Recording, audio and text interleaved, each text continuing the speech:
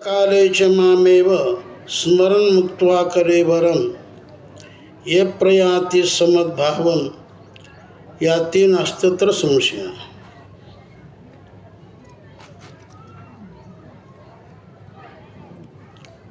आज या ठिकाणी अर्थात प्रातस्मरणीय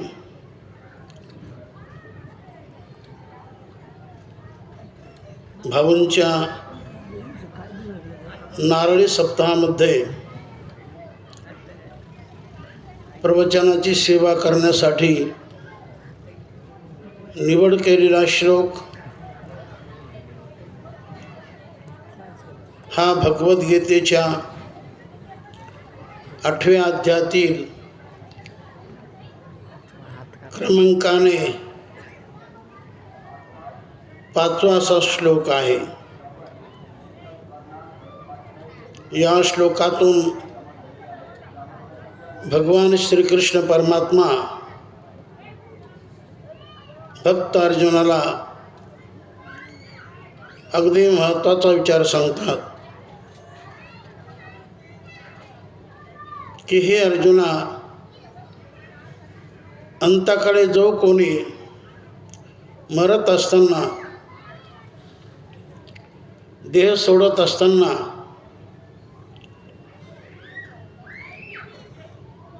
जो माझं स्मरण करतो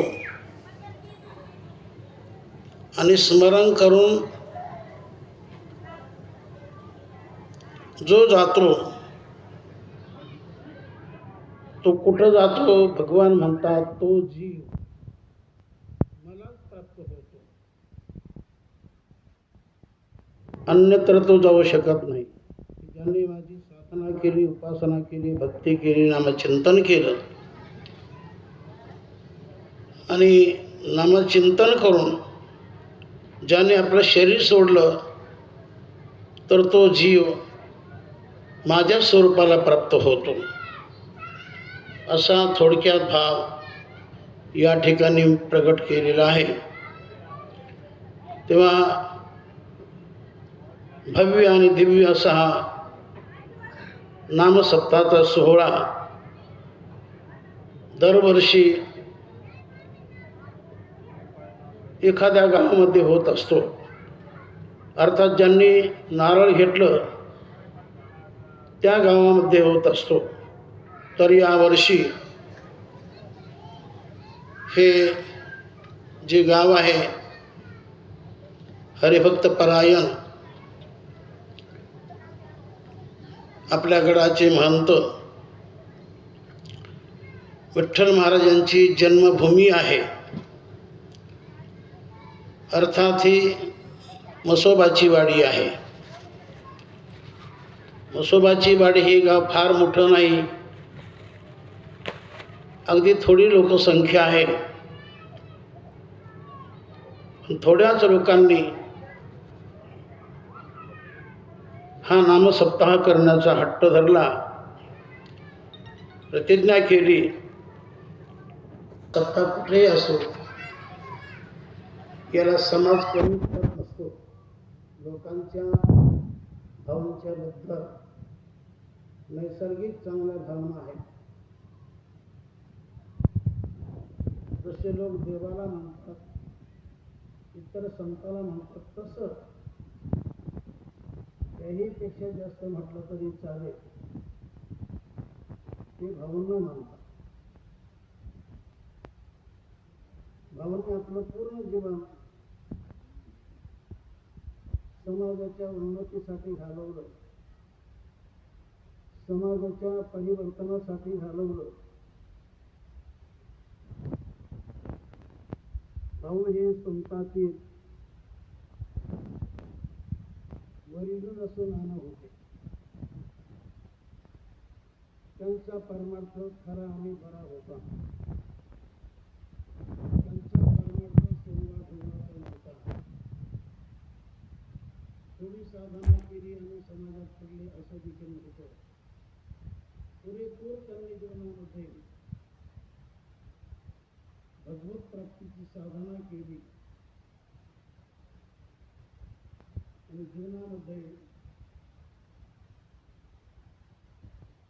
गुरुस्थान उत्तम त्यांना प्राप्त झालं की ज्यांचं नाव आपण वाचण्यामध्ये त्या काळी गाजलेलं होतं. असे सद्गुरू गुरु महाराजचे परम शिष्य भक्त शिष्य व्यंकट स्वामी महाराज की ज्यांचे दौरे पूर्ण महाराष्ट्रामध्ये होते,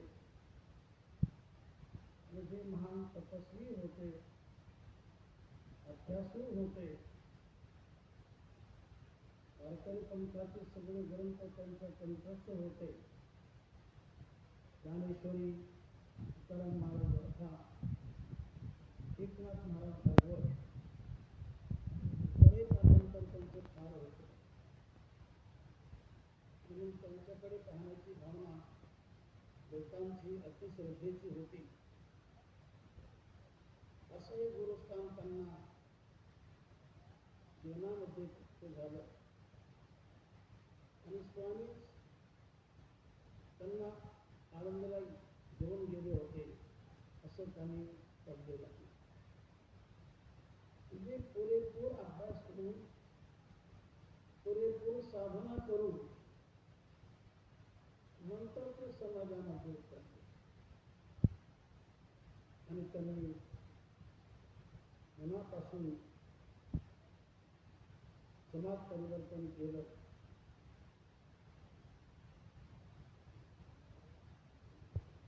वडगाव या गावी काही वर्ष राहून त्या लोकांना शिक्षण देऊन आणि नंतर मग यदोबाबाच्या आग्रहाने ते गडावर आले. दिंडी घेऊन येत असत. दर महिन्याला त्यांचं कीर्तन यदोबाबांना केलं. ते कीर्तन अप्रतिम झालं. त्यामुळे यदोबाबा आकर्षित झाले आणि त्यांनी नंतर आग्रह धरला आणि सुरू आहे तर याकरता आपण इथंच थांबा आणि हा गड सांभा. साधूचा आग्रह भाऊंनी मान्य केला. नंतर ते गडावरती ठेवले आणि क्रमाक्रमाने त्यांनी गडाचा पाय म्हणजे पाडापाड केला.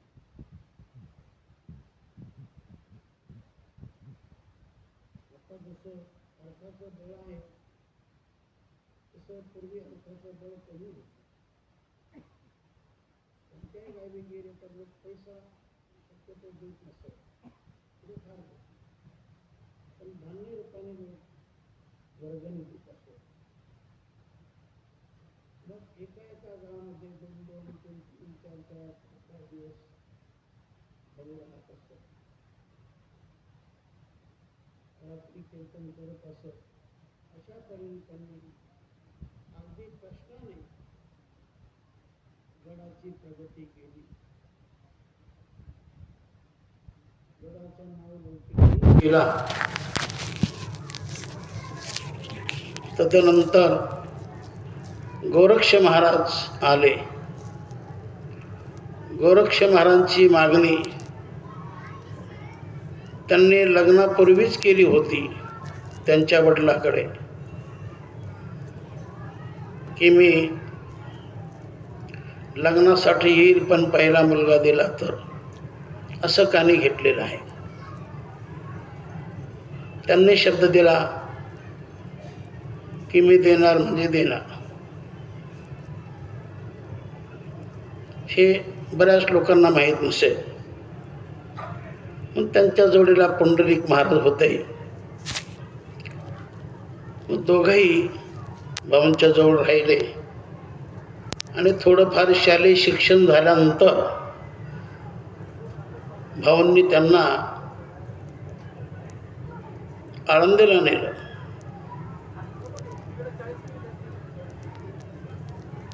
आमचे गुरुवर्य नथुसिंग बाबा सांगत होते की जे संस्थेमध्ये शिक्षक होते, अध्यापक होते, त्यांनी देखील आम्हाला शिकवलं आरंभाला भावांनी या दोघांना त्यांच्याकडे ठेवलं, गुरुवर्य नरसिंह बाबाकडे. आणि नंतर 4 वर्षाचा कोर्स त्यांनी पूर्ण केला. नंतर परत आपल्या गडावर आले, भावांच्या संगतीत राहिले. त्यांनी देखील गडाचा विस्तार केला.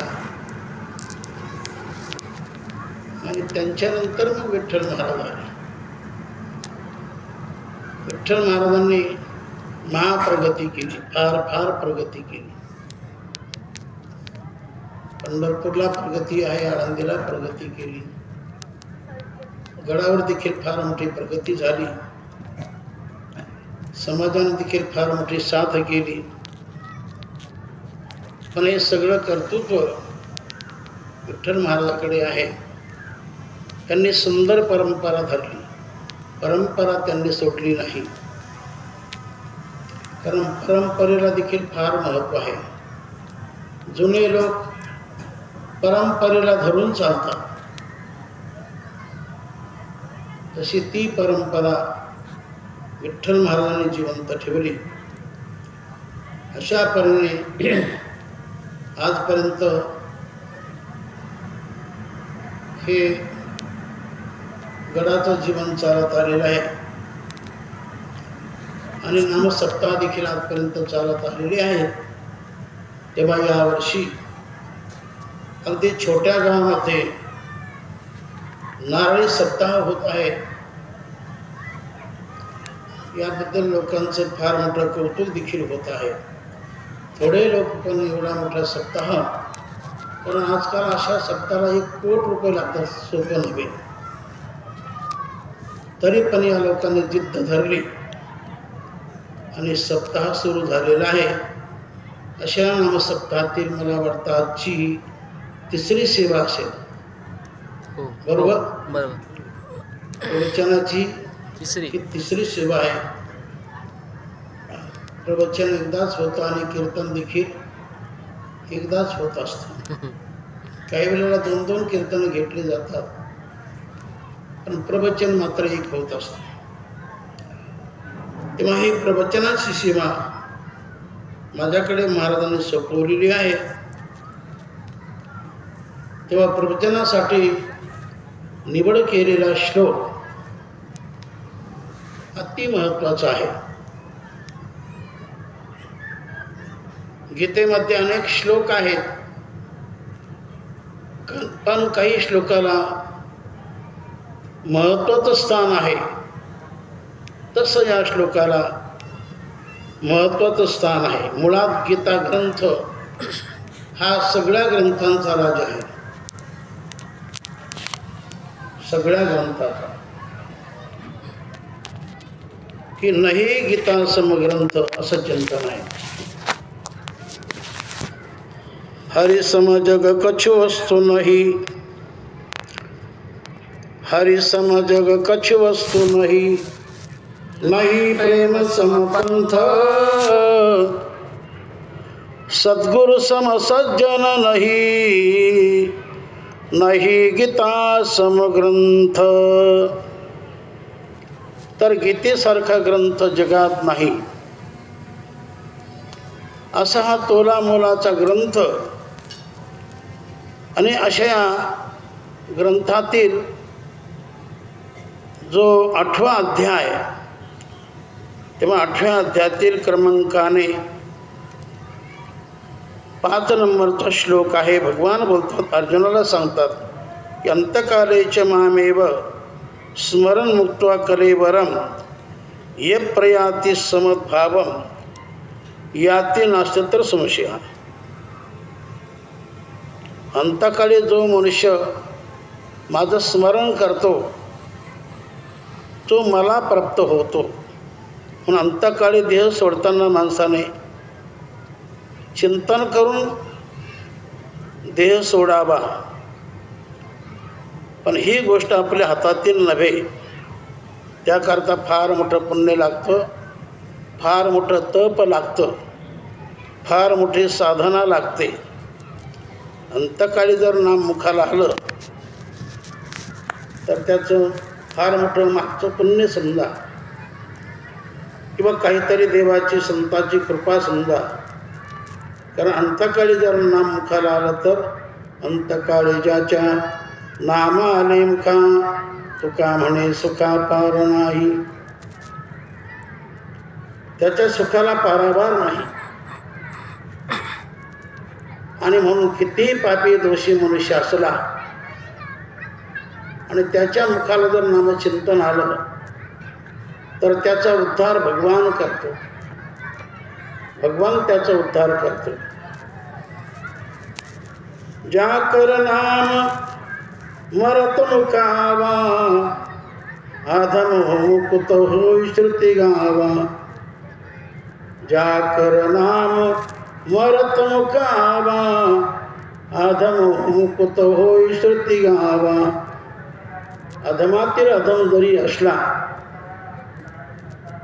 आणि त्याने जर भगवंताचं स्मरण केलं आणि देह सोडला तर तो मुक्त होतो, दुःख रहित होतो, भगवत स्वरूपाला प्राप्त होतो. असे कोण झाले?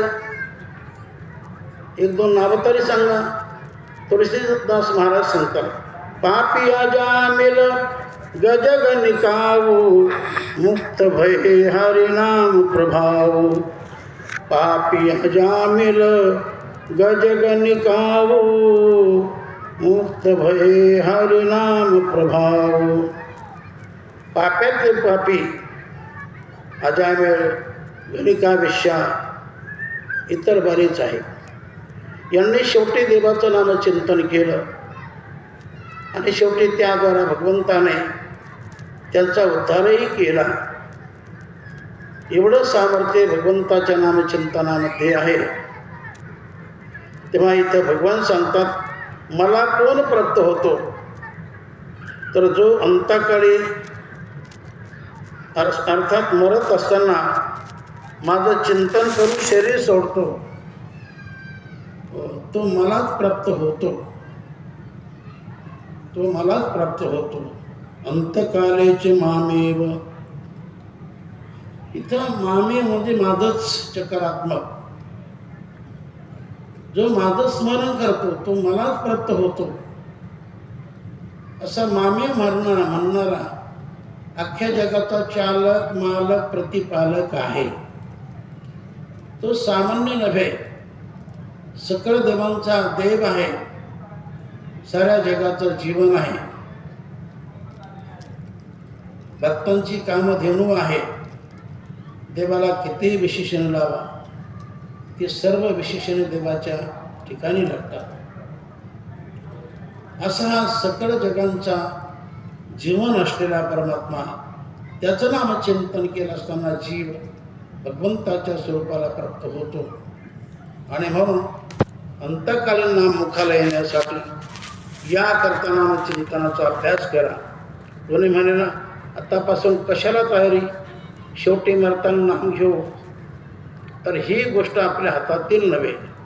आयुष्याचे सूत्र बिघडता, भूतांचे मोठे खडाडता. कारण मृत्यूकाळी आपल्याला एकतर स्मरणशक्ती राहत नाही, बुद्धीचा नाश झालेला असतो, गात्रे विकळ झालेले असतात, काहीच आपल्याला आठवत नसतं.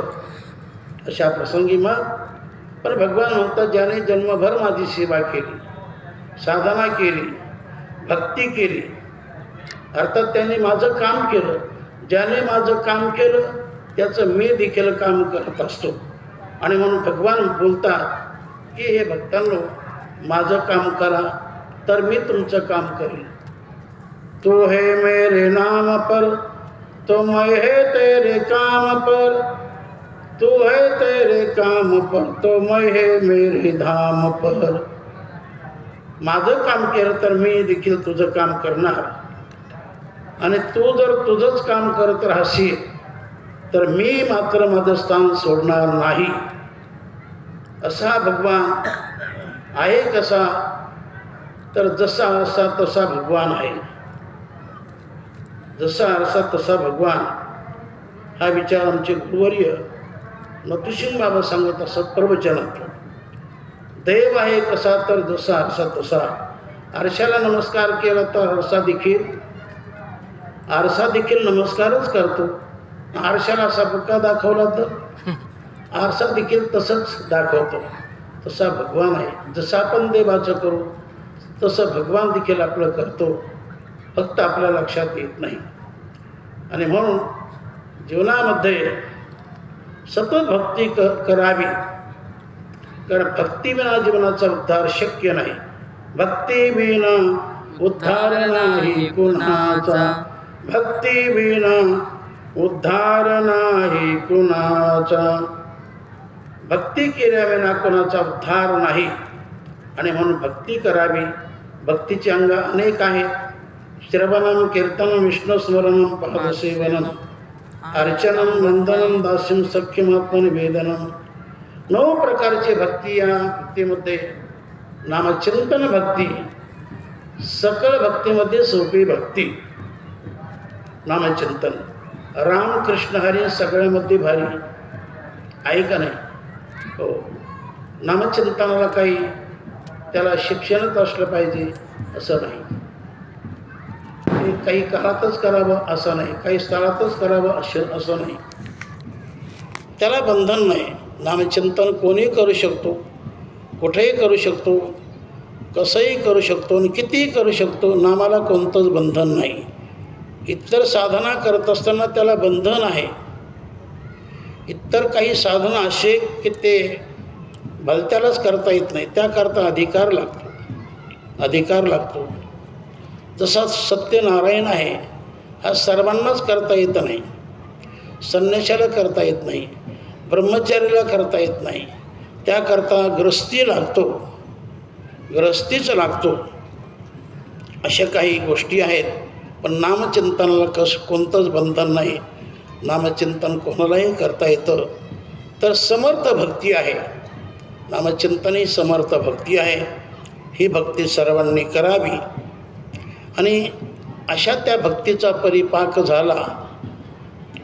सतत नेहमी सतत करणं याला अभ्यास म्हटलेला आहे. म्हणून करावा अभ्यास विठ्ठलाचा. असा त्या अभ्यासाची परिपूर्तता झाली आणि भगवंताची कृपा झाली तर निश्चितपणे आपल्या मुखाला स्मरण, म्हणजे मुखाला नाम आल्याविना राहणार नाही. स्मरण हे मनात असतं, नाम हे मुखात असतं. नाम जरी आलं तरी चालेल आणि स्मरण झालं तरीही चालेल. दो बातन को भूलो मत, दो बातन को भूलो मत, जो चाहे कल्याण. नारायण एक मौत को, दो जय श्री भगवान. माणसाने 2 गोष्टी लक्षात धरा. तशा लक्षात धरण्यासारख्या अनेक गोष्टी आहेत. पण या ठिकाणी 2 गोष्टीचा उल्लेख केला. एक तर म्हणजे देवाचं स्मरण. हो, देवाचं स्मरण. मरणाचं स्मरण, देवाचं स्मरण. आपल्याला मरण आहे याचा आठव ठेवा. आणि जे देवाचं नाम आहे त्याचं स्मरण देखील सतत करायचं. म्हणजे देहाला येणारं मरण आणि भगवंताच्या नामाचं स्मरण. आलं का लक्षात? या 2 गोष्टी लक्षात धरा. दो बातन को भूलो मत, जो चाहे कल्याण. तर ज्याला कल्याण करून घ्यायचं असेल त्यांनी या 2 गोष्टी विसरू नका, टाळू नका. देहाचं मरण, देहाला येणारं मरण आणि भगवंताच्या नामाचं स्मरण. देवाचं स्मरण सर्वांनीच करावं. स्मरण केलं तर देवाची कृपा होते. देहाला मरण तर प्रत्येकाचे आहेच. एक दिवस आपल्याला मरावंच लागेल. किती प्रयत्न केला. पूर्वीच्या काळी अनेक होऊन गेले ज्यांना महाप्रचंड आयुष्य प्राप्त होतं, तरीही त्यांना मरावंच लागलं असा नियम आहे. कारण हा मर्त्यलोक आहे. इथं लोक सगळेच मरतात, कोणी अमर होत नाही. जेवढे आले तेवढे मरणाला प्राप्त झाले. आजा मेला, पंजा मेला, बाप मसना नेला, देखत देखत ना तो पंतो, तोही तैसा झाला. उठा उठा जागा पाठी, भयाले मोठे. उठा उठा जागा पाठी, भयाले मोठे. आजपर्यंत अनेक जन्माला आले, अनेक मेले. आज मेले उद्या मरती, मागे राहते तेही रडती. ज्यांच्या आयुष्या नव्हे लेखा, तेही देखा निमाले. ज्यांना फार मोठं आयुष्य, त्यांना देखील मरावं लागलं. हिरण्यकश्यपाला फार मोठं आयुष्य होतं असं वर्णन आहे. एक अर्बुद 60 कोटी देखा, आहे ना बरोबर. एक अर्बुद 60 कोटी देखा, 709 मास मापा. त्या हिरण्यकश्यपा काय झाले आहे का. एक अर्बुद 60 कोटी देखा, किती मोठं आयुष्य होतं, तरी पण त्याला मारावंच लागतं. एवढं आयुष्य प्राप्त असताना त्याचं समाधान नव्हतं.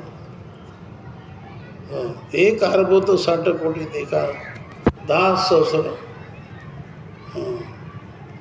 एवढं आयुष्य होतं तरी पण त्याला मरावंच लागलं. चुकवाया मृत्यूचा ठाव, जाणव्याने तानिज भाव. हिरण्यकश्यपो नाडला पाहू, संधी साधून देवो त्याशी मारी. तर त्याला भगवंतानी मारलं नसतं, पाप जर केलं नसतं तर भगवंत त्याला मारतच नव्हते. पण त्याने भयंकर पाप केलं, कारण त्याच्याच पोटी भक्त निर्माण झाला. आणि शेवटी तो देवाचं नाम चिंतन घेऊ लागला, करू लागला. आपला मुलगा नाम घेतो, कारण कायदा मी केला की देवाचं नाव कोणी घेऊ नये. नाव घेऊ नये दे देवाचे, हे ब्रीद हिरण्यकश्यपूचे. माझ्या राज्यात कोणी देवाचं नाव घ्यायचं नाही, आणि जो कोणी नाव घेणार तो त्याला मृत्युदंड प्राप्त होणार. या भीतीने देवाची भक्ती बंद पडली, देवाचं नामचिंतन बंद पडलं. आणि अशा दुष्टाच्या पोटी एक हरिभक्त जन्माला आला. त्याचं कारण ही नारदाची कृपा होती म्हणून. भक्त प्रल्हाद जन्माला आला, तो नामचिंतन करू लागला. त्याने सांगण्याचा प्रयत्न केला, पण प्रल्हादाने त्याचं देखील ऐकलं नाही. मग हिरण्यकश्यप कुटुंबाला सांगू लागला, पत्नीला सांगू लागला, आपल्या मुलाला काहीतरी सांग. काय करतो म्हणे, हा देवाचं नाव घेतो. घेऊ द्या म्हटले, काय बिघडलं. अगं, ज्या देवाचं नाव घेतो तो माझा शत्रू आहे, तो माझा वैरी आहे. मुख्यामता जो वैरी, त्याशी चिंती हा निर्धारी. म्हणून असा पुत्र असून काय मला, हा नसलेला बरा. हो, म्हणून त्याला मारण्याचा प्रयत्न केला. एकच प्रयत्न, अनेक प्रयत्न केले. त्याचा कडेलोट केला, त्याला विष प्रयोग केला, हत्तीच्या पायाला बांधलं, समुद्रामध्ये टाकलं, अग्नीमध्ये टाकलं, सर्व काही करून पाहिलं. पण नामभक्ती असल्यामुळे भगवंताने त्याला जगवलं. कारण देवाच्या मनात जे असतं तेच जगामध्ये होत असतं, इतर काही होत नसतं. सगळं काही करतो देवच करतो. भक्ताचं रक्षण करणारा भगवान आहे सगळ्या संकटातून.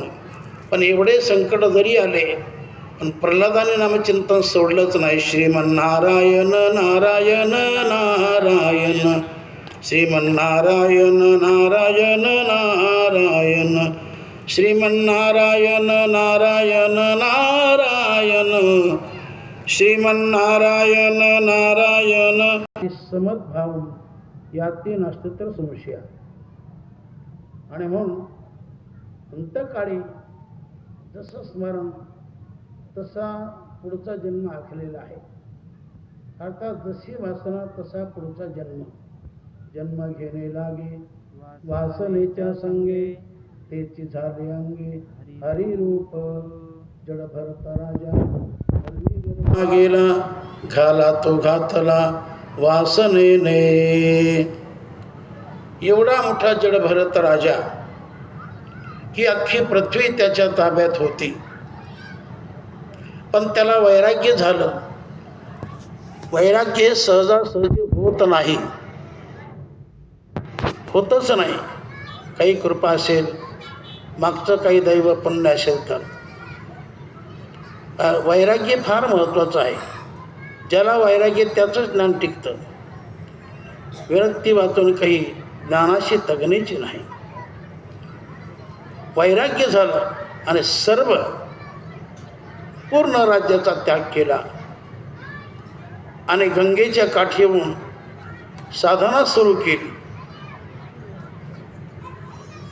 आणि अशी दिव्य साधना करत असताना, ध्यानधारणा करत असताना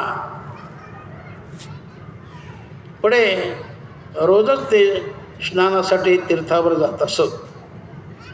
एके दिवशी स्नानासाठी गेले. एक हरीण पाणी पिताना त्याने वाघाचा म्हणा सिंहाचा आवाज कानी घेतला. तिला भीती वाटली आणि पलीकडे जाण्यासाठी त्याने उडी मारली, छलांग मारली. शेवटी तो गर्भ पाण्यात पडला. हरीण तर मरून गेली. हे प्रत्यक्ष दृश्य जडभरताने पाहिलं. त्याला मोह निर्माण झाला, दया निर्माण झाली.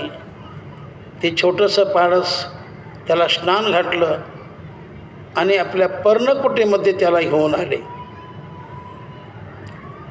आणि त्याला त्याच्याबद्दल आकर्षण झालं. एरवी ध्यानधारणा करत असताना मनात कोणतंच येत नव्हतं. काहीच राज्य नाही, मंडळी नाही, मुलं नाही, तर काहीच नाही. पण हे पाडस आणल्यानंतर हे पाडं ध्याना मनात येऊ लागलं. जशी पाहिजे तशी साधना नंतर होईना. आता काळ काही कोणाला विचारून येत नसतो. काळ हा कोणाला विचारून येत नसतो की तो दिवस रात्र पाहत नसतो. श्रीमंत गरीब पाहत नसतो, राजा रंक पाहत नसतो, स्थळ काळ पाहत नसतो. अकस्मात तो येतो.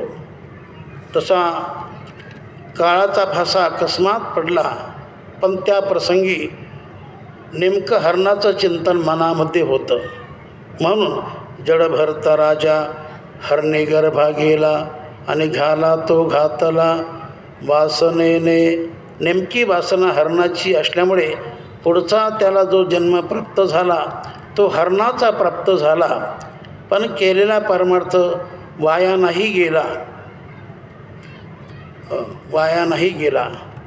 एकच जन्म हरणाचा मिळाला, पण त्याला स्मरण होतं की आपण राजा होतो, सर्वांचा त्याग करून आलो.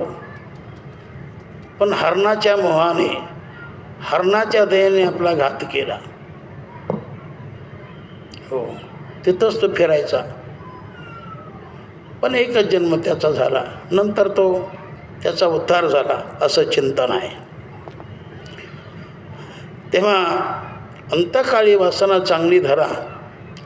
याकरता नामचिंतनाचा अभ्यास करा, भक्तीचा अभ्यास करा, जीवापाड भक्ती करा, जीवापाड प्रेम करा. कारण देवाला या गोष्टी लागतात. भाव लागतो, प्रेम लागतं. भावाने प्रेम एकच अर्थ आहे.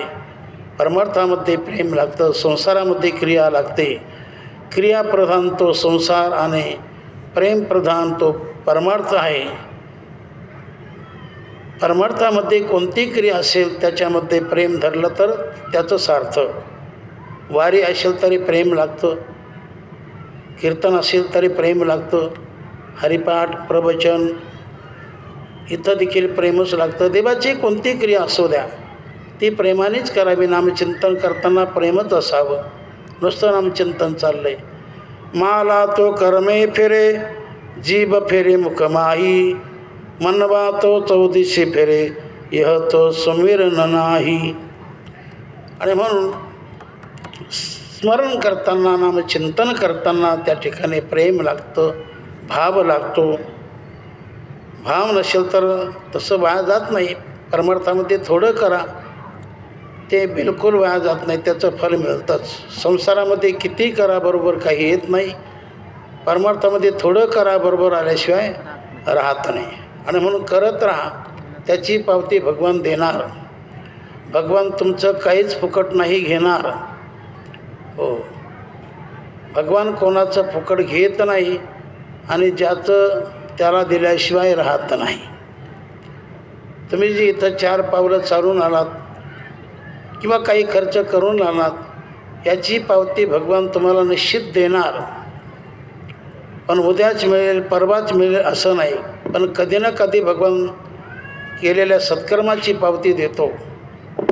लगेच नाही. तो पण लगेच रूप येतं का? टाईम जातो, दिवस जातात. तसंच हे आहे. अशी दिव्य साधना आपण केली, भाव धरून केली, तर निश्चित त्या भगवंताची कृपा आपल्यावरती होत असते आणि भगवान आपल्याला स्मरण देतो किंवा त्या भगवंताचं नाम मुखाला येत असतं. अंतकाळी ज्याच्या नामाले मुखान, तुका म्हणे सुखा पार नाही. त्याच्या सुखाला पारावार नाही. अर्थात तो देवाच्या गतीला, तो वैकुंठालाच प्राप्त होतो असं म्हटलं तरी चालेल. कारण वैकुंठ प्राप्त होणं हे सोपं नव्हे, अति अवघड. त्याकरता फार मोठं तप लागतं, साधना लागते, तर मिळतं. असं तुकाराम महाराज सांगतात, वैकुंठा जावया तपाचे सायास, वैकुंठा जावया तपाचे सायास, वैकुंठा जावया तपाचे सायास, वैकुंठा जावया तपाचे सायास.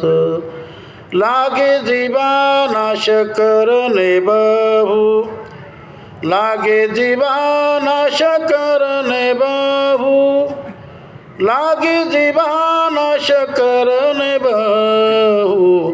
तया पुंडलिके केला उपकार, तया पुंडलिके केला उपकार, तया पुंडलिके केला उपकार, तया पुंडलिके केला उपकार. फेडावया भार पृथ्वीचा, फेडावया भार पृथ्वीचा, फेडावया भार पृथ्वीचा. तया पुंडलिके केला उपकार, तया पुंडलिके केला उपकार, तया पुंडलिके केला उपकार, तया पुंडलिके केला उपकार. तेव्हा वैकुंठ हे स्थान अगदी शेवटचं स्थान आहे. अशा उत्तम स्थानी तो जीव प्राप्त होत असतो. भगवत स्वरूपाला तो प्राप्त होत असतो, परमसुखाला तो प्राप्त होत असतो. आणि म्हणून जीवन भक्तीमध्ये व्यतीत करा, त्यातून संसारही करा. संसार करू नका असं नव्हे. तुमच्या वाट्याला जे कर्म आलं ते तुम्ही प्रामाणिकपणाने करा, प्रामाणिकपणाने करा. मग त्याची फलश्रुती भगवान तुम्हाला प्राप्त करून देत असतो. आणि म्हणून जीवन जगताना आपणही चांगलं जगा आणि दुसऱ्याला देखील चांगलं जगू द्या. एवढं जरी केलं तर तुम्ही जीवनाचं सार्थक केलं. हो, जेवढं होईल तेवढं परोपकाराचं अंग ठेवा, सेवेचं अंग ठेवा, इमानदारीचं अंग ठेवा. आपल्यापासून दुसऱ्याला त्रास न होईल असं वागा. हो, कारण परपीडा करणं हेच पाप आणि परोपकार करणं हेच पुण्य आहे. फार अवघड नाही. अशा गोष्टी जीवनामध्ये केल्या तर सहज मनुष्य भगवत कृपेला प्राप्त होतो. भगवान त्यावर कृपा करतो आणि त्याला मरणाच्या समयी त्या जीवाला आपली आठवण देतो. भगवान त्या मनामध्ये जमून राहतो. अर्थात त्याची या रूपाने भगवान सेवा करतो. तेव्हा जीवन हे पुन्हा पुन्हा प्राप्त होणार नाही. म्हणून अशा सुंदर जीवनामध्ये देवाची भक्ती करा, संतांची संगती धरा, आईबापाची सेवा करा. या जर गोष्टी केल्या तर तुम्हाला अन्यत्र जाण्याची काहीच गरज नाही. याद्वारा भगवान देखील कृपा करू शकतो, आपला संसार सुखाचा करू शकतो. तुमच्या जीवनामध्ये काही जरी अडचणी जरी निर्माण झाल्या